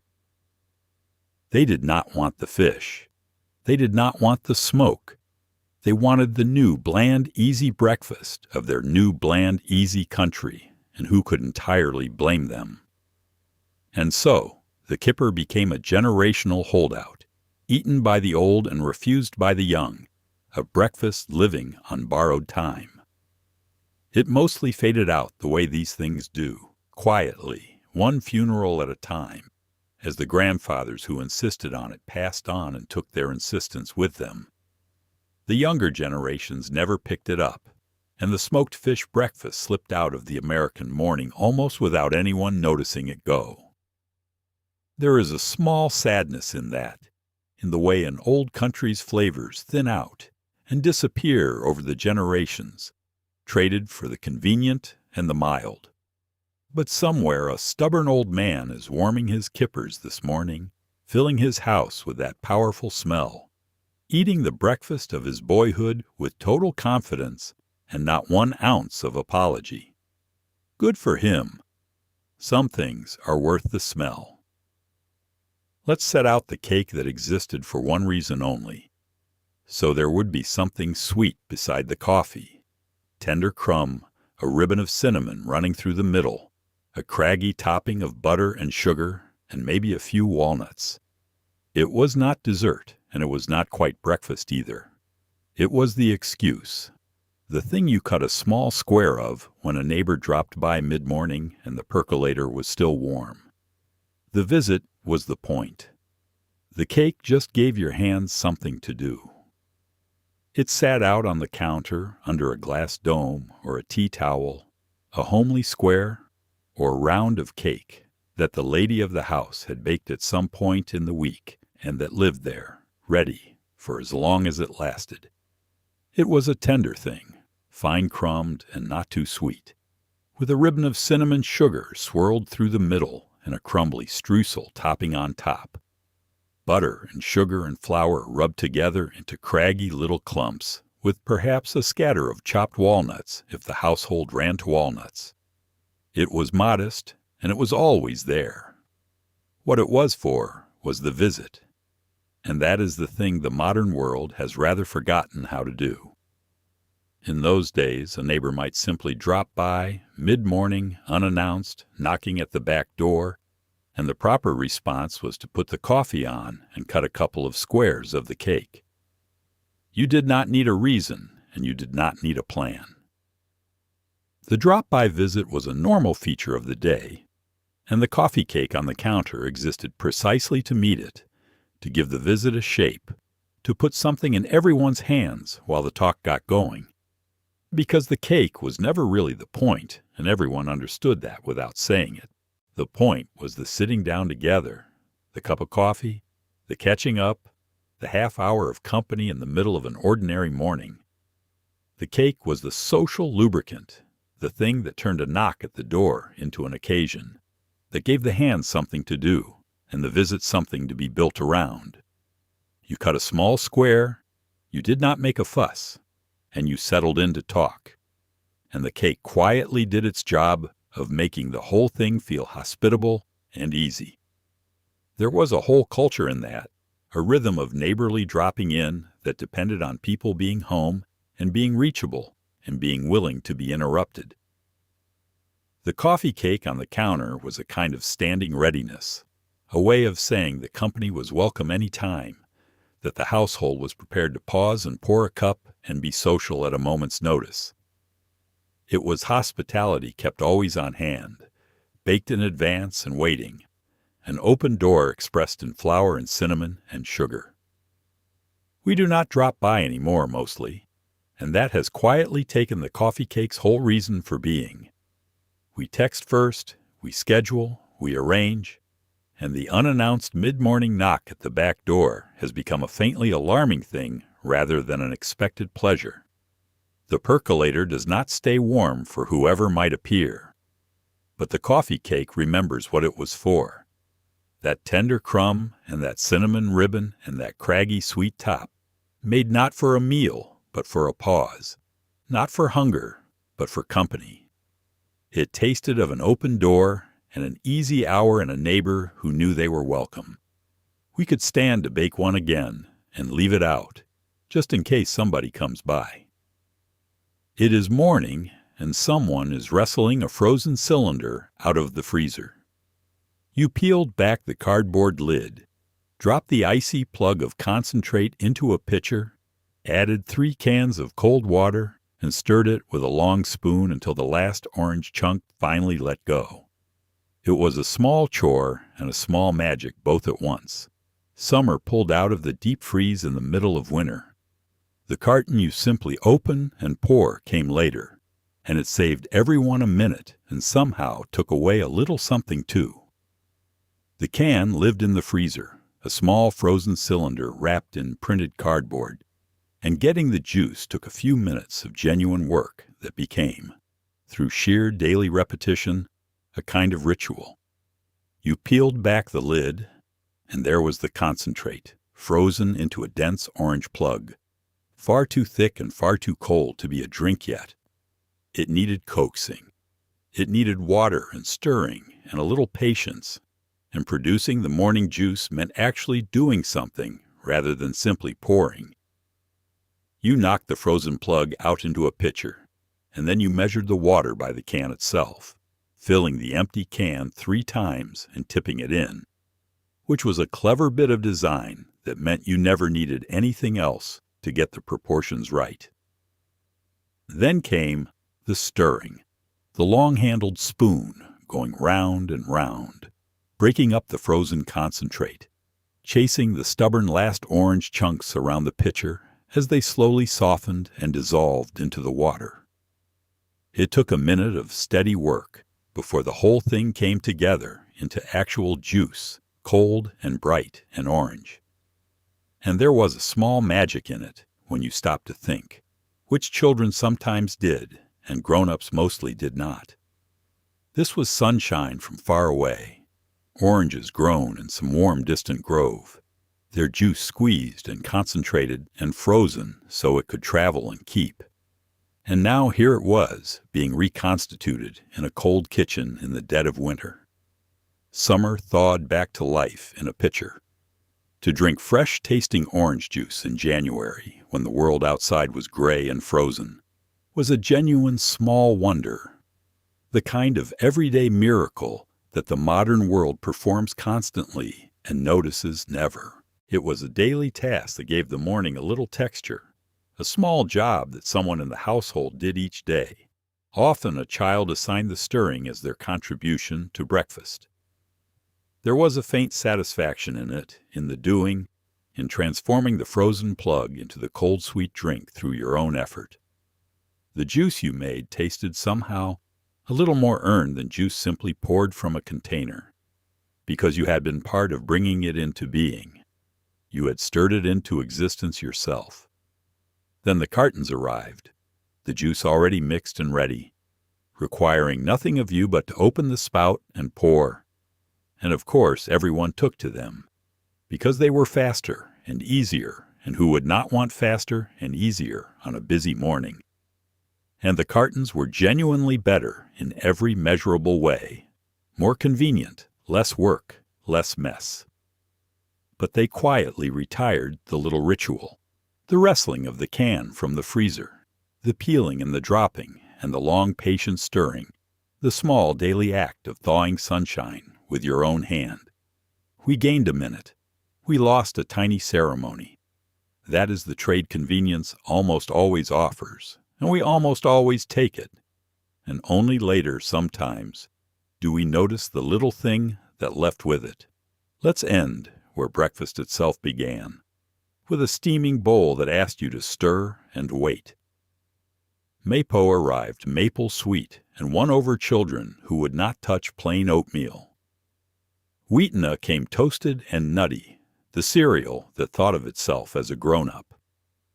They simmered on the stove while the house woke up around them, and they belonged to a morning that had not yet learned to be in a rush. One by one, the cold boxes pushed them off the shelf, and the hot pot on the back burner went quiet. This is where we will sit for a while, in the steam, before it cools. Maypo was the clever one, the hot cereal that figured out how to win the children over. Plain oatmeal was a hard sell to a small person, bland and gluey and faintly punishing, and many a breakfast battle had been fought over a bowl of it. But Maypo came pre-sweetened with maple, and that changed everything. Suddenly, the hot cereal tasted like a treat, sweet and warm and maple rich, and the children who had resisted plain porridge ate it gladly, won over entirely by that maple flavor stirred right into the grain. Wheatena was the serious one, the cereal, with no need to court the children, because it was after something else entirely. It came toasted, with a deep, nutty brown flavor that set it apart from the milder cereals, and it carried itself like a grown-up food, hearty and wholesome, and a little bit earnest. To eat Wheat-Ina was to eat something that took itself seriously. A cereal for people who wanted their breakfast to be substantial and a touch virtuous, toasty and warm, and filling on a cold morning. And both of them, and all the hot cereals like them, belong to a particular kind of morning, the unhurried kind, the kind with a few minutes to spare, because a hot cereal could not be rushed. It had to simmer on the stove. It had to be stirred. It asked you to stand there and tend it, and then to sit down and eat it warm with a spoon. It anchored you to the kitchen and the morning for the few minutes it took. And that was only possible in a household that had those few minutes to give, that had not yet been swept up entirely into the rush. That is what really pushed them off the shelf in the end, more than any change in taste. The cold cereal arrived, poured from a box, splashed with milk, ready to eat in the time it took to find a spoon, and it fit the speeding-up morning perfectly. No stove, no stirring, no waiting, no tending. The cold box asked nothing of you, and in a world that had less and less time to give, asking nothing was the winning quality. One by one, the hot cereals lost their place on the shelf, and in the morning, edged out not because they were worse, but because they were slower. So the pot on the back burner went quiet, and the steam stopped rising, and a whole way of beginning the day faded gently out. The way so many of these breakfasts have. The maple sweet bowl, the toasted nutty one, the warm tended porridge that asked you to slow down and be present for a few minutes before the day took you. All of it set down quietly and mostly forgotten. And that is where we will sit for a moment, you and I, here at the end, in the last of the steam off the last of the bowls, in the warm, slow morning that breakfast used to be. It is cooling now.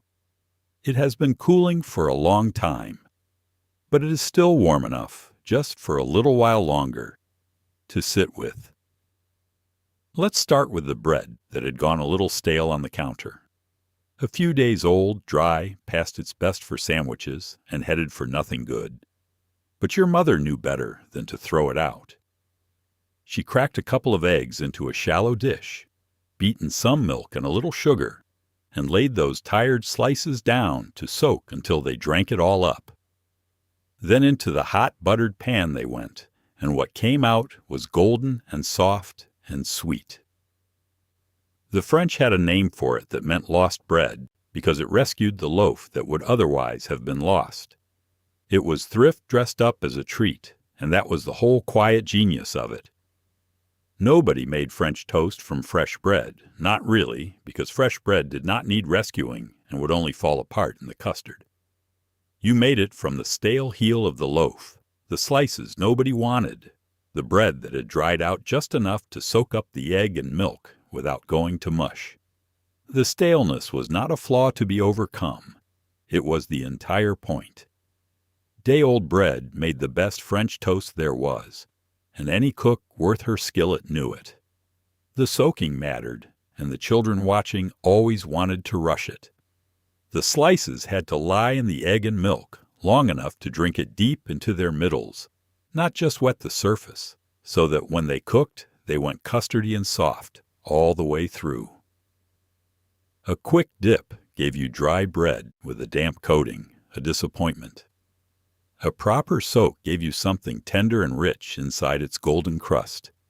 And the difference between the two was the difference between a chore and a pleasure. Into the hot buttered pan they went, and the kitchen filled with the smell of frying egg and butter and warm sweet bread, and the slices browned up golden on each side with a faint crisp edge. Then came the dressing of the plate, which was where families differed and held their opinions. Some poured syrup, some dusted powdered sugar, some spread butter and a spoon of jam. Some did all of it at once and made no apology. However you finished it, it tasted far better than the stale bread it had been the day before, had any right to taste. There was a lesson tucked inside that pan, the same lesson that ran through so many of these old breakfasts. Nothing got thrown away that could be saved. The stale loaf was not garbage. It was tomorrow's breakfast in waiting, and a careful kitchen looked at its leftovers and saw not waste, but opportunity. The French toast turned the household's small economy into a genuine treat, made something the children begged for out of something that would otherwise have gone in the bin, and did it without anyone ever calling it thrift. We make it now from fresh thick-cut bread, bought specially for the purpose, which works perfectly well, and rather misses the original spirit entirely. We have so much that we no longer need to rescue anything, and the loaf that goes stale simply gets tossed without a second thought. But there was wisdom in the old way, in the lost bread saved and transformed, in a kitchen that wasted nothing and made joy out of the leftovers. It tasted of resourcefulness and of a mother who saw worth where others saw rubbish. That is a flavor worth holding on to, even now, even when we no longer have to. It is a southern morning, and a pot of grits is bubbling soft and slow on the stove. Ground hominy corn, cooked down with water and a good amount of patience, into something thick and creamy and pale, stirred so it would not lump, salted well, finished with a pat of butter melting into a golden pool on top. They were not flashy, and they were not sweet, and they did not ask to be the star. They were the steady foundation the whole rest of the plate was built on, the thing that was simply always there. The grits came from corn, dried and ground coarse, and cooking them was an exercise in low heat and not being in a hurry. You stirred them into the simmering water, and then you tended them, stirring now and again so they would not clump or catch, while they slowly thickened from a thin gruel into a smooth, creamy porridge. It took time, real time, more time than a rushed morning wanted to give, and that slowness was woven right into what they were. Grits belonged to a kitchen that could afford to let a pot sit and simmer while the house woke up. What made them special was, in a way, that they were not special at all. Grits had almost no flavor of their own, just a faint clean corn taste and the comfort of something warm and soft, and that blankness was their great strength. They were a canvas. They took whatever you gave them. A pat of butter and a shake of salt and pepper made them plain and good. A handful of grated cheese stirred in made them rich. A fried egg broken over the top let the yolk run down golden into the white. Whatever the rest of the plate was doing, the grits were there to carry it. They sat under everything and beside everything, the salt ham and the red-eye gravy and the eggs and the sausage, soaking up the juices and the flavors and tying the whole southern breakfast together. You did not eat grits as the main event. You ate them as the steady ground beneath the main event, the reliable warm base that made the plate feel complete and filling. They stretched the meal, they comforted the stomach, and they did it without ever once asking for the credit. There was identity in that pot, too, a whole region's sense of itself. Grits were southern in the bone, a food that said where you came from, served at every breakfast table across a great swath of the country, as a matter of course, as natural to the morning as the coffee. Outside the South, they were a curiosity, often misunderstood, sometimes mocked. Inside it, they were simply breakfast, beyond question, a birthright in a bowl. To grow up Southern was to grow up with grits, and to know in your bones exactly how they ought to be. We have spread them around some now, dressed them up in restaurants with shrimp and fancy cheeses, made them into something to be discovered rather than something just always there. And that is fine, and they are good that way. But the truest grits were the plain ones on the home table, the steady creamy bowl with the butter melting on top, the humble, warm foundation of an ordinary southern morning. They tasted of patience and of place, of a slow pot tended while the day began, of a kitchen that knew exactly who it was. They asked for nothing, and they gave a great deal, which is its own quiet kind of grace. Let's reach for a slice of bread and a juice glass. You pressed the rim of the glass right into the middle of the bread and twisted, cutting out a neat little round and leaving a hole behind. Then the bread went into a buttered pan, an egg got cracked straight into the hole, and the whole thing fried together until the white set and the bread went golden. The little round you cut out got fried too, off to the side, for dipping. It had a dozen names depending on whose kitchen you stood in, but every one of them meant the same small joy. It went by so many names that families could practically be sorted by which one they used. Egg in a basket, egg in a hole, toad in the hole, one-eyed Jack, bird in a nest, and a handful of others besides, each household certain its name was the right one and faintly suspicious of all the others. The dish was the same everywhere, though, a slice of bread with a hole cut in the center and an egg fried right inside it, and the universal delight it produced crossed every border of what you happened to call it. You could move across the country, marry into a family that called it something else entirely, and spend the rest of your days gently arguing about it over the skillet. The cutting of the hole was the part the children loved, the little bit of theater that turned breakfast into a small project. You took a juice glass, pressed it down into the bread, gave it a twist, and lifted out a perfect round, leaving behind a window for the egg. There was a satisfying neatness to it, a small craft, and a child given the job of cutting the holes felt entrusted with something important. Some kitchens kept a particular glass for the purpose, one that made just the right size of hole, and it lived in the cupboard with that quiet secondary career the way the grapefruit knife did, an ordinary object with one special morning duty. Then the egg cracked into the gap, the white spreading out to fill the frame, the yolk sitting bright in the center, and the bread and the egg cooked into a single golden whole. You buttered the pan well first, generously, because the butter was what gave the bread its crisp golden edge and kept the whole thing from sticking. You laid the whole bread down, cracked the egg into the opening, and then came the small test of patience, waiting for the white to set without letting the yolk go hard, watching the bottom of the bread brown, knowing the right moment to slide the spatula under and flip the whole delicate arrangement over in one confident motion. The genius of it was that you got everything at once, all in one tidy package. The bread fried up crisp and buttery at the edges, the white set into the hole, the yolk stayed soft if you watched it, ready to break and run into the toast around it. You did not need a separate slice of toast on the side, because the toast was built right in, fried in the same butter, married to the egg rather than merely sitting beside it. Every bite gave you both at once, the crisp bread and the soft egg, the yolk soaking into the bread the moment you broke it. It was efficient and complete in a way an ordinary fried egg on a separate piece of toast somehow never quite managed. And the little round you had cut out did not go to waste. Of course it did not. This was still a careful kitchen. It fried up alongside, golden and buttery, the perfect thing for dipping into that runny yolk, a small bonus bite that felt like a reward.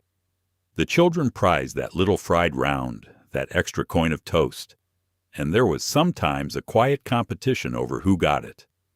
A clever cook made sure there were enough holes to go around, one little round per child, so the dipping was fair and the peace was kept. What set it apart from an ordinary fried egg on toast was simply that it was playful. And breakfast was not always playful. There was a whimsy to it, a sense that someone had decided the morning could be a little bit fun, that food for children could be made into a small game, without anyone making a fuss about it. So many breakfasts were serious business, fuel for work and school, eaten quickly and without much ceremony. This one had a wink in it. It cost no more than a slice of bread and an egg, the plainest ingredients in the kitchen, and yet it arrived at the table with a smile. It made an ordinary weekday breakfast into something a child looked forward to, something worth getting up for. There was a kind of love in that playfulness, too, the quiet sort that does not announce itself. A parent in a hurry could have simply fried the egg and dropped the toast on the plate and called it done. And most mornings, no doubt, that is exactly what happened. But the morning someone took the extra half a minute to cut the hole and fry the little round and make the breakfast into a small delight. That was a parent saying something without words, saying that the child was worth the trouble, that the morning could hold a little joy along with the nourishment. The child did not understand any of that. The child only knew that breakfast was fun today. It survives better than most of these dishes, turning up still in kitchens where someone remembers being delighted by it as a child and wants to pass that delight along.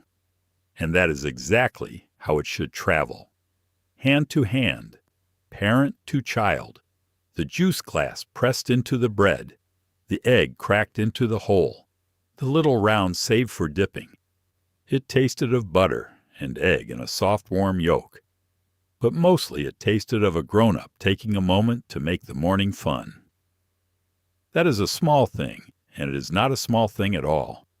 And the children who grew up with it carry it forward precisely because they remember how it felt to have the morning made a little brighter, on purpose, just for them. It is a chilly morning, and there is a saucepan of melted cheese coming together on the stove. Sharp cheese, melted down slow with a little milk or beer, and a shake of mustard and pepper, stirred until it went smooth and glossy and rich, then poured thick over toast, and slid under the broiler until the top bubbled and browned.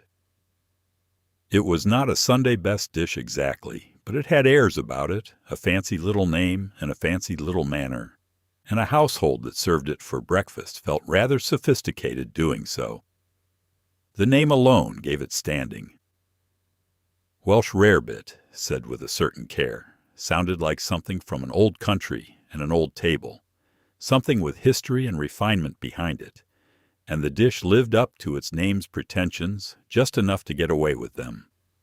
It was, when you came right down to it, melted cheese on toast, which is about as humble as food gets. But melted cheese on toast, with a proper name and a proper method, became something a notch grander, a dish you could be a little proud to set before company. There was even a small running disagreement carried on for generations over whether the name was rarebit or rabbit, and whether there had ever been any rabbit in it at all, which of course there never had been. The argument itself was part of the charm, the kind of harmless puzzle a family could turn over at the table.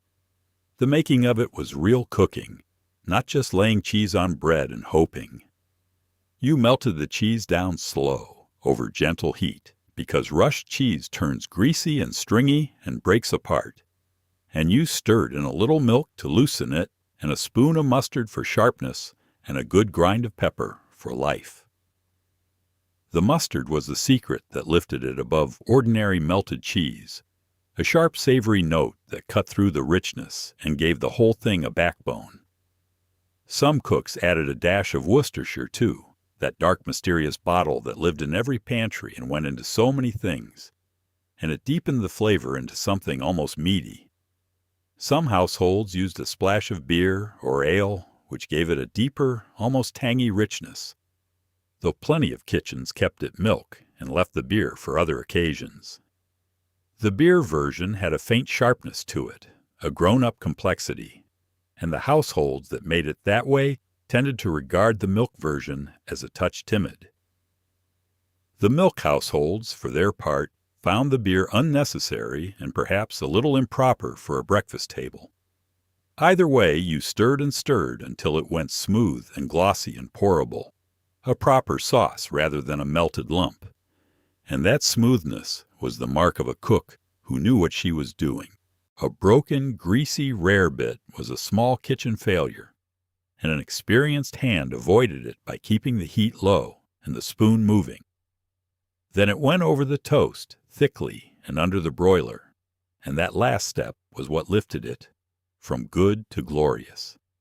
The cheese sauce bubbled and the top browned and blistered in spots, going crisp and dark at the edges while staying molten underneath. And the smell that came out from under the broiler was sharp and rich and savory. The smell of cheese doing its very best work.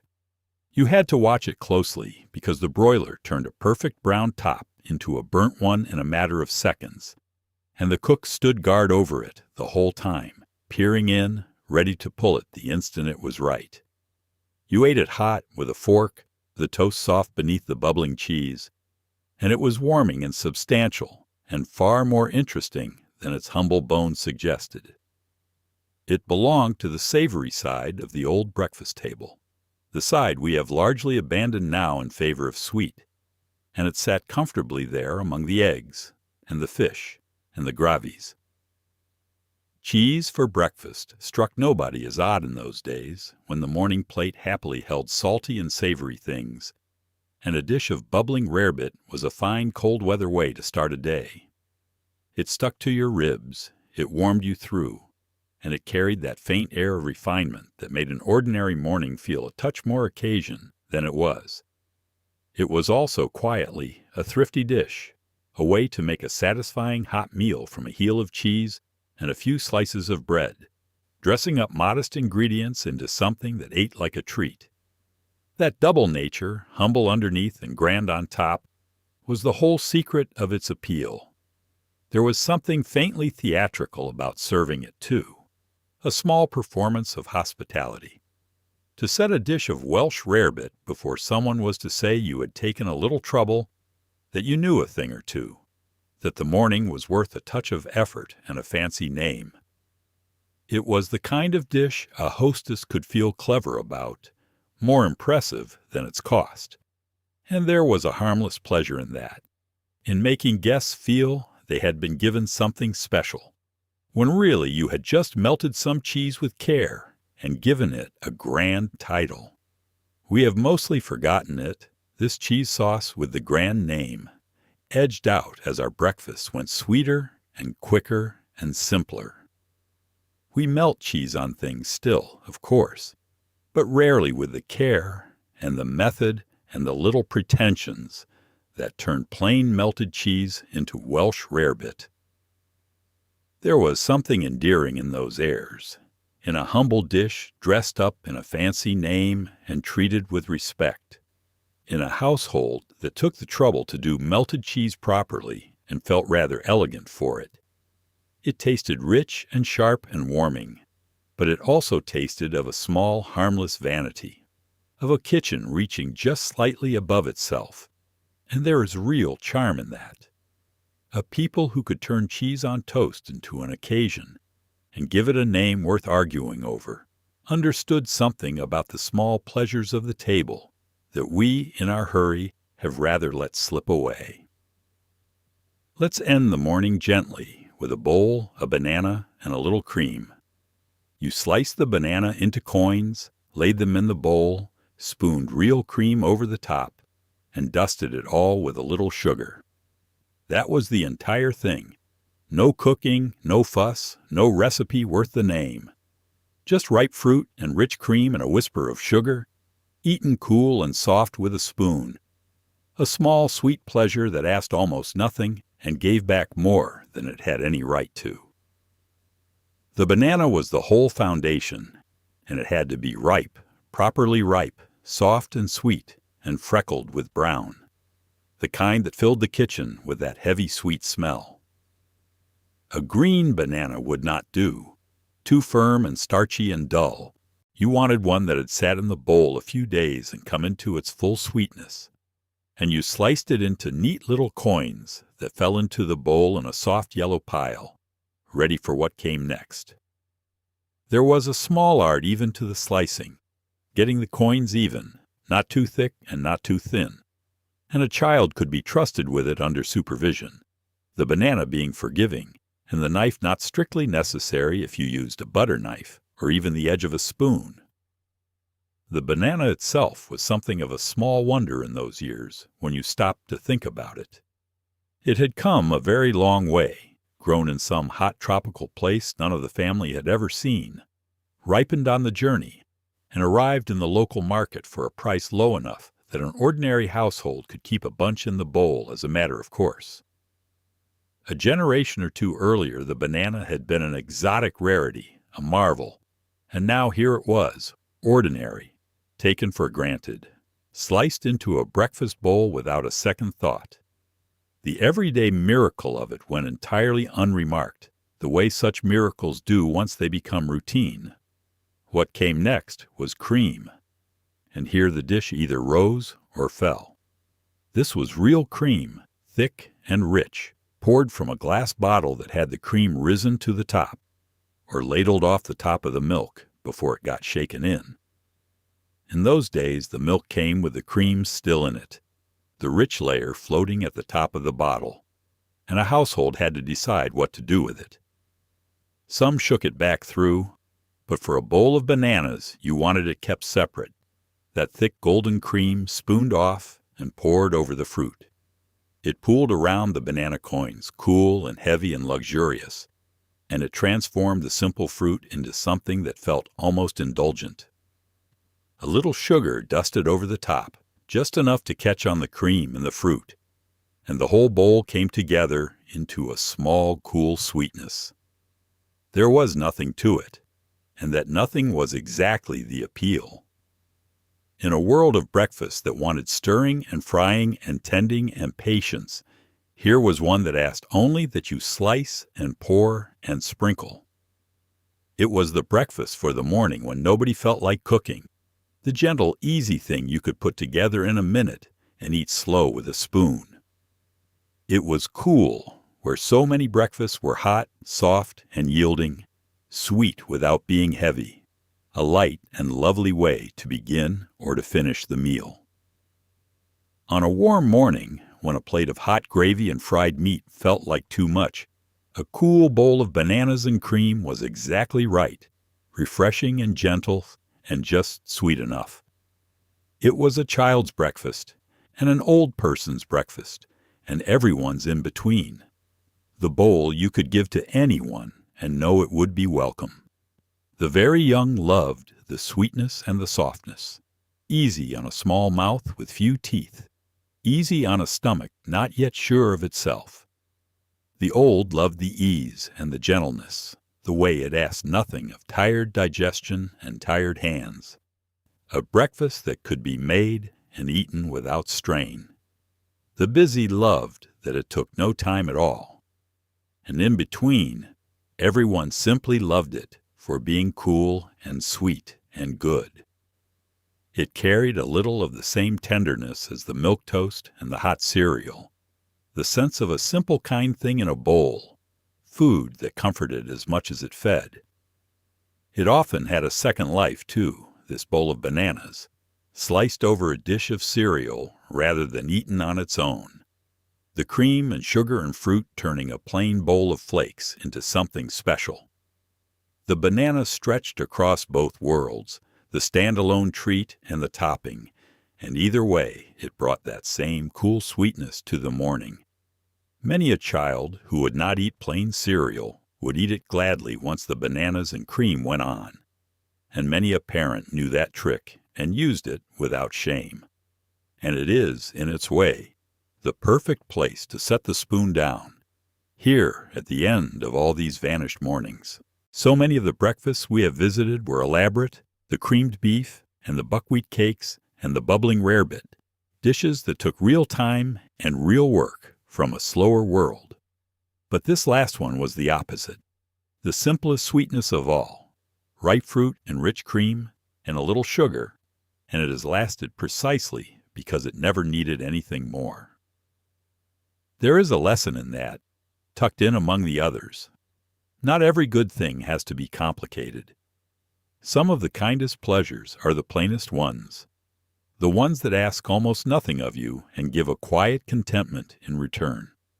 You can still make it this very morning, exactly as they did, and it will taste very nearly the same, though you will likely shake the cream back into your milk now without ever seeing it rise to the top.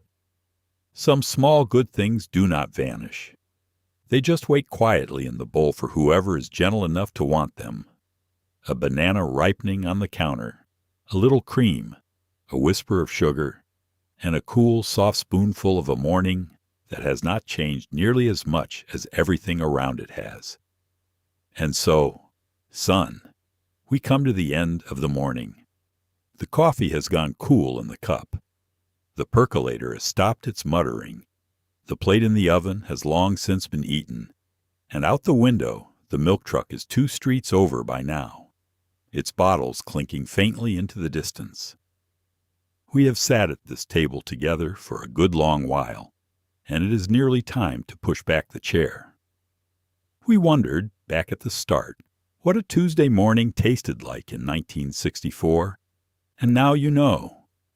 It tasted of beef in cream over toast, of cornmeal stirred patient on the back burner, of a soft egg standing in its little cup waiting for fingers of buttered bread.